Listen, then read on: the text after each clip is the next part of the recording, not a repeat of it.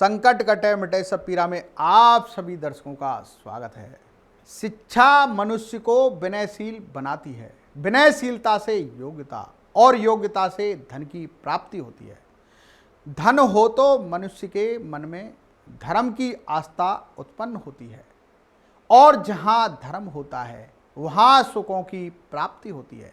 ऐसे में प्रत्येक माता पिता का यह परम कर्तव्य बनता है कि वो अपनी संतान की बेहतर शिक्षा की व्यवस्था करें। चाणक्य ने भी कहा है कि संतान को विद्या में लगाना चाहिए, क्योंकि नीतिमान तथा शील संपन्न कुल में नीतिमान तथा शील संपन्न व्यक्ति का ही पूजन होता है।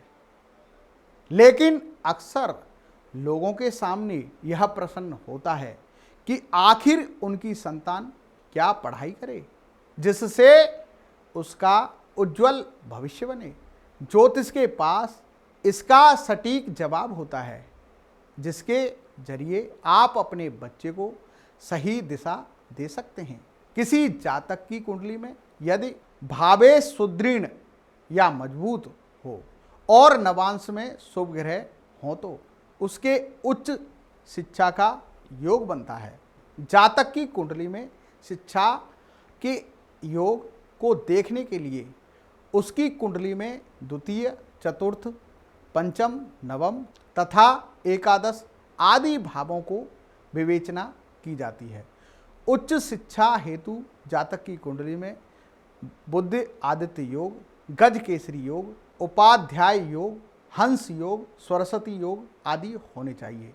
तो आज के वीडियो में हम कुंडली के उन भावों की बात करेंगे जिनसे शिक्षा को समझा जाता है, और अगले वीडियो में उन सभी योगों और ग्रहों की बात करेंगे जो शिक्षा के लिए आवश्यक समझे जाते हैं। तो सबसे पहले बात करते हैं दूसरे भाव की।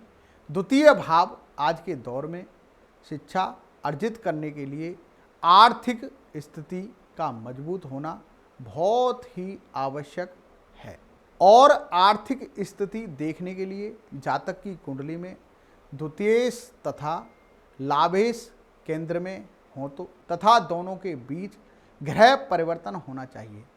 चतुर्थ भाव शिक्षा के कैसे संस्थान में होगी, इसकी जानकारी के लिए कुंडली में चतुर्थ भाव की पड़ताल की जाती है। यदि व्यक्ति की कुंडली में चतुर्थेश बली होता है तो व्यक्ति की शिक्षा बड़े संस्थानों में होती है। पंचम भाव व्यक्ति की बुद्धिमत्ता का परीक्षण करने के लिए कुंडली के पंचम भाव का विश्लेषण किया जाता है। पंचमेश का अन्य ग्रहों से कैसा संबंध है आदि की पड़ताल करके व्यक्ति के बौद्धिक स्तर की जांच की जाती है। नवम भाव की बात करेंगे। नवम भाव जातक की उच्च शिक्षा की जानकारी नवम भाव से की जाती है। यदि कुंडली में नवमेश का नवांश वर्गोत्तम या शुभ वर्ग है तो व्यक्ति उच्च शिक्षा प्राप्त करता है। अब बात करेंगे एकादश भाव की। मजबूत एकादशेश का नवमेश तथा पंचमेश के साथ साथ केंद्र त्रिकोण में दृष्टि या युक्ति संबंध हो तो उच्च शिक्षा का योग बनता है। यहाँ पर दर्शकों हमने आपको बताया कि उच्च शिक्षा व्यक्ति को कब प्राप्त होती है, जब भी केंद्र और त्रिकोण का संबंध आपस में बन जाए।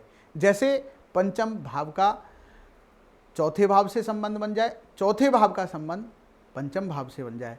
उसी प्रकार दर्शकों नौवें भाव का संबंध 10वें भाव से बन जाए या 10वें भाव का संबंध 9वें भाव से बन जाए, या इन आपस में इनका दृष्टि संबंध या युति संबंध बन जाता है तो ये आपकी कुंडली में अच्छे योग बनते हैं। बालाजी महाराज आप सबका भला करें, कल्याण करें। जय श्री बालाजी, जय श्री बालाजी।